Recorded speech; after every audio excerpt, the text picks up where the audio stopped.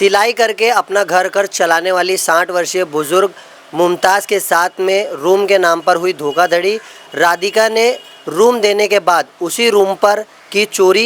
FIR हुई दर्ज, मगर पार्क साइड पुलिस स्टेशन नहीं दे रहा है ध्यान। 40,000 उसको उसमें दिए, डिपॉजिट दिए। बोली मेरा जो वकील है, वो क्या नाम है, संतोष शेट्टी, वो बाहर गया है घूमने, आएगा तो आपको एग्रीमेंट बना के देगा, आप आके रहो। मैंने पूरा सामान लेके गई, उसके अंदर डाली, मैं 1 महीना रही, वो बना एग्रीमेंट बना मेरा आदमी आया नहीं, वो आया नहीं, वो वकील आया नहीं करी। बाद में 1 महीना जिस दिन मैंने भाड़ा दी इसको, 16 तारीख को भाड़ा दी, 17 तारीख को घर में से मेरे चोरी हो गए। रूम खाली करेंगे तो बगैर डिपॉजिट के कैसे खाली करेंगे? तो इनने क्या बोले, रुको जरा, वो आ रही है, डिपॉजिट लो और खाली करो तुम घर। तो बोले ठीक है। हम सुबह से फ़ोन मारते शाम को 4 बज गया। 4 बजे आए तो फिर मेरा दामाद गया घर पर, तो लेट चालू हो गई, ताला बदली हो गया, अंदर दूसरे लोग बैठे, हमारा सामान गायब हो गया अंदर से। कुछ भी नहीं बचा? कुछ भी, मेरे पहनने के कपड़े तक के नहीं बचे, जो आंख के कपड़े वही है मेरे पास। रूम वाली ने पहले ही मेरे कान का, गले का सब चोरी करी। उसका एफआईआर कैसा लिया पुलिस वाले ने? अब बोलता है एग्रीमेंट नहीं है तुम्हारे पास में। पुलिस को मैं 15 दिन से भाग रही हूँ, जब से मेरा चोरी हुआ है कान का, गले का, जब से भाग रही हूँ। तो पुलिस वाला तो कुछ करता ही नहीं है, कुछ बोलता ही नहीं है। क्या बोलता है सामान जब बोलते हैं? तो यही दांत निकाल के बोलता है, वो तो ऐसी औरत है, तुम घर क्यों लिए, तुम घर। अरे हमको माथे पे थोड़ी उसके लिखा है कि वो कैसी औरत है, क्या करती है। तो राधिका करती क्या है? चोरी करती है और क्या करती है। मुंबई टीवी, हर खबर सच के साथ। मैं हूं अफजल शेख और आप देख रहे हैं मुंबई टीवी। मैं इस वक्त विक्रोली के पार्क साइड इलाके में हूं।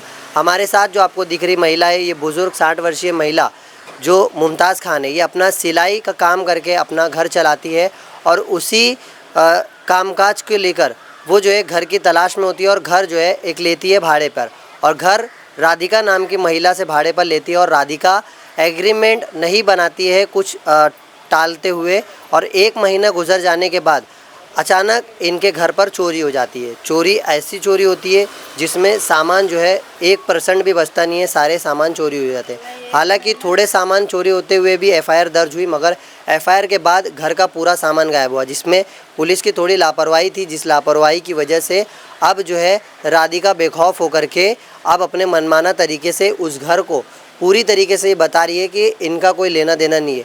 हालांकि एग्रीमेंट जो है वो भी नहीं बना था और तमाम तरीके से जो धोखाधड़ी हुई है उस बारे में हमारे साथ बातचीत करने के लिए बुजुर्ग महिला है, जो बताएगी कि कैसे राधिका के रूम के धोखाधड़ी का वो शिकार हुई, और राधिका की धोखाधड़ी के शिकार होने के बावजूद अब तक पार्क साइड पुलिस स्टेशन ने ना ही कोई इस पर ध्यान दिया है और ना ही अभी तक का ना गिरफ्तारी हुई है और ना ही नोटिस भेजा गया है। तो सबसे पहले बताइए, आपको रूम कैसे मिला, फिर राधिका से पहचान कैसे हुई?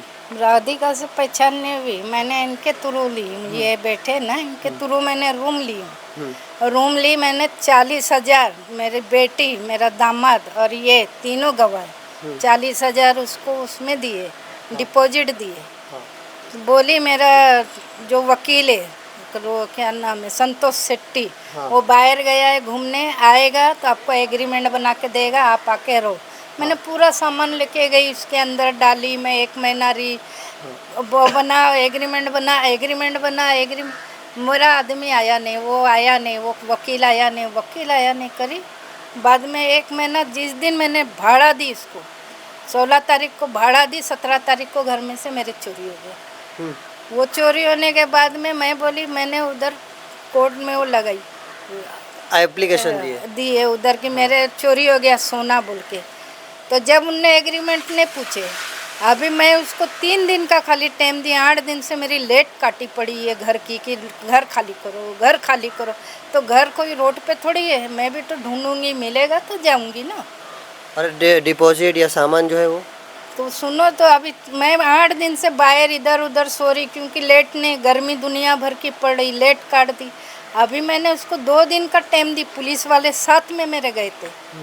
मैंने पुलिस वालों को और वो जो सेट्टी है उसको सबको बोली मेरे को 2 दिन टाइम दे, मैं सामान उठाती। राजी हो गए सब।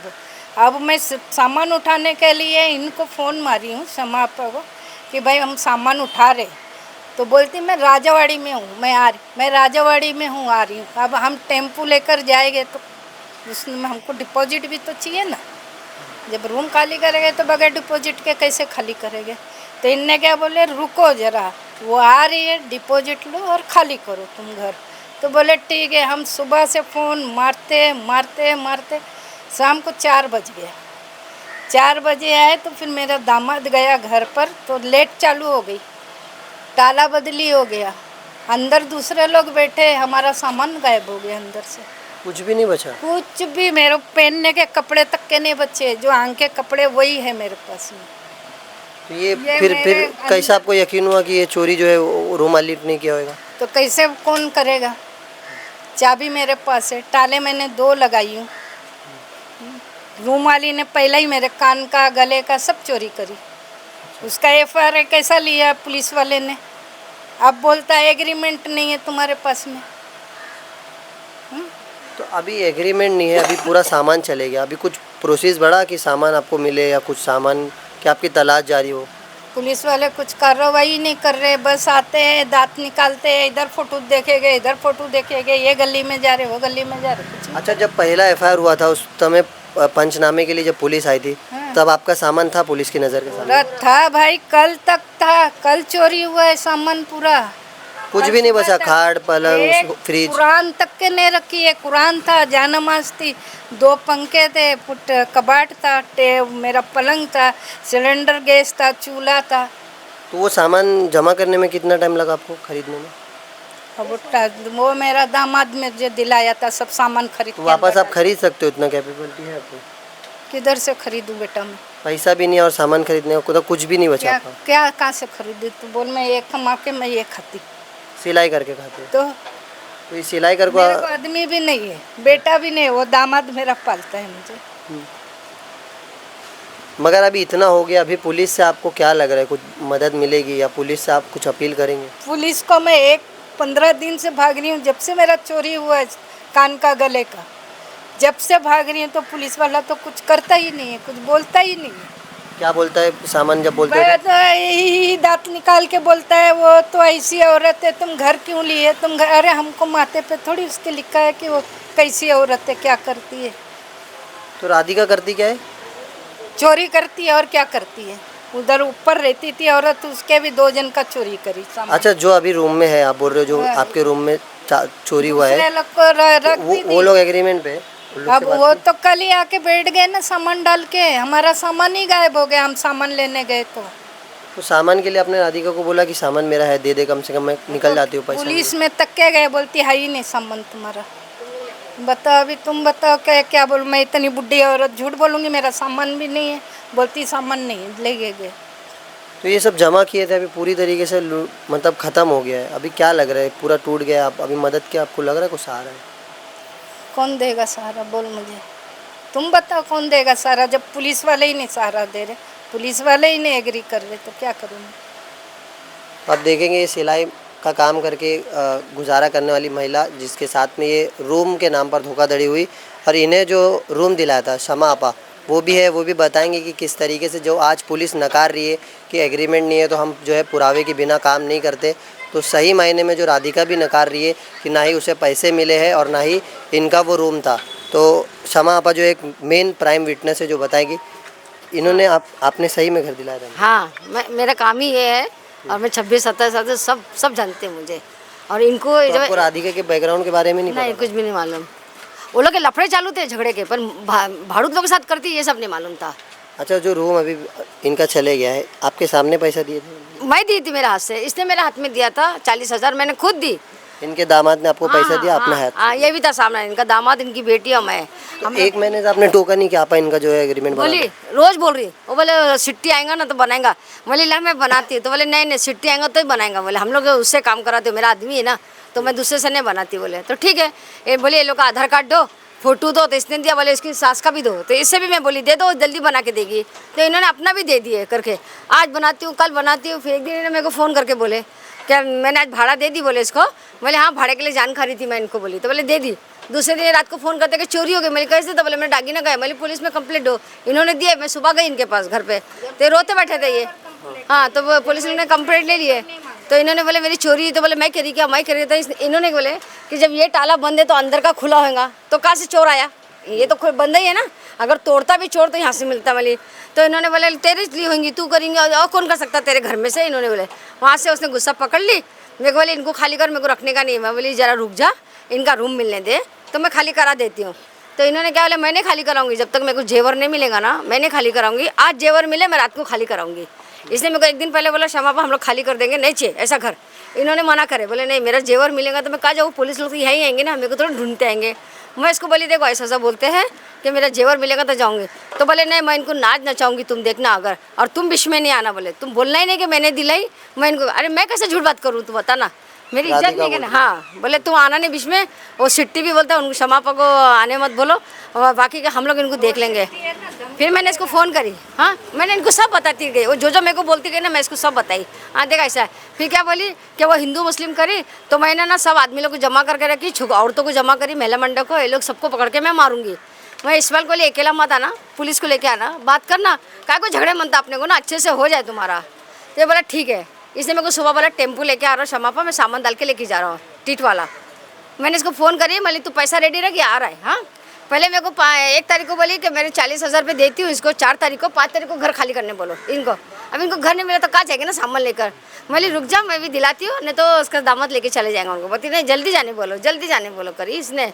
फिर उन्होंने क्या करे, अभी कल इसने फ़ोन किया इस्माइल ने, बोले कि क्षमा मैं टेम्पो लेके आ रहा हूँ सामान के लिए। मैंने उसको फ़ोन करी, तू पैसा रेडी रख, उसने हाँ वो लाइट कार्ड, हाँ वो तो तुम बोल रहे पैसा दी ना। फिर तो बोले पैसा तैयार रख, वो आ रहा है टेम्पो। तो बोले अरे क्षमा अब इसको मत बोलो आने को, खाला मेरी ना तबीयत बहुत खराब, मैं राजौड़ी में हूँ। मैं राजौड़ी क्या गया, तो बोले मैं बीमार हूँ। फिर फ़ोन करी 1 घंटे के बाद, तो बोले छोकरी को ना वो कांच चुभ गई तो उसका टाका लगा रही हूँ। फिर फ़ोन करी, ये मेरे को कर रहा है, कब आ रही कब आ रही। बोले तुम मेरा दिमाग मत ख़राब करो, मैं आऊँगी ना तो तुमको फ़ोन करूँगी। फिर मैं 2-3 बार उसके घर पे चक्कर मारी, दराइट होगी तो उसका बच्चा बोलता है 2 घंटे के बाद आएंगी मम्मी। फिर मैं आई तो लाइट चालू दिखी, तो मैं इसको बोली अरे इस्माइल लाइट चालू है तो तेरी सास को बोल रात को सोने इधर ना। तो इसने बोला अगर हाँ हाँ ठीक है। फिर बोला नहीं अगर सुलाऊंगा तो कभी वापस काटी तो रात को कहाँ जाएंगे ना बुढ़ा इंसान। पर ठीक है।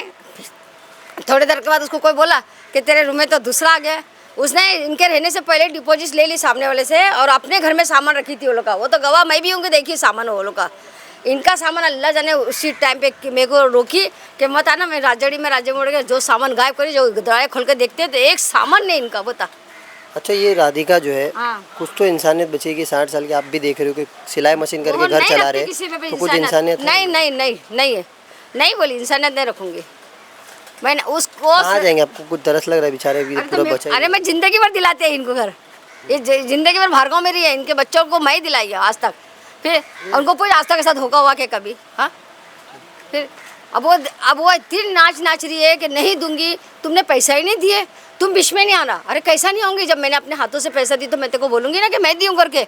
हाँ नहीं सच्चाई वो है, वो सच्चाई बेटे, झूठ कभी नहीं है। तो फिलहाल अभी पार्क साइड पुलिस स्टेशन से इस मामले पर इन्वेस्टिगेशन करने के लिए सही तरीके से अपील है, क्योंकि पूरे तरीके से जो मामला है वो जो है लचर हो चुका है, क्योंकि अब इनके पास परेशानी के अलावा कोई रास्ता नहीं है। उम्मीद की किरण थोड़ी सी इन्हें जगी हुई है कि पुलिस ने एफआईआर किया है तो आगे शायद इनकी इन्वेस्टिगेशन करके कुछ जो है मदद हो पाएगी, क्योंकि सीसीटीवी वगैरह भी देखना है। फिलहाल अभी देखना है पार्क साइड पुलिस स्टेशन के वरिष्ठ पुलिस निरीक्षक किस तरीके से इस मामले पर इन्वेस्टिगेशन करके जो है इनकी मदद करते हैं। कैमरामैन आमिर सिद्दीकी साहब, मुंबई।